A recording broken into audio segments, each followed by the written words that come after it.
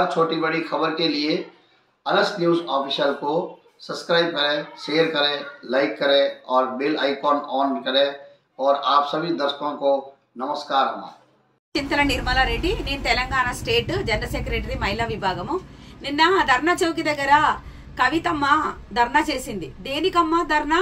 సిగ్గుచేటు నువ్వు ధర్నా చేస్తే అక్కడ కూర్చొని.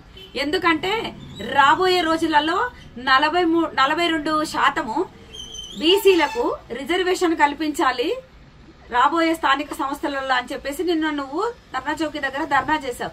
ఎందుకమ్మా నువ్వు ధర్నా చేయడం ఎట్లుంది తెలుసా? తోడేలు మేకల మందకు ఏదో స్థానికంగా ఏదో కల్పించినట్టుగా ఉంది. నువ్వు ధర్నా చేయడం అనేది చాలా సిగ్గుచెట్టు.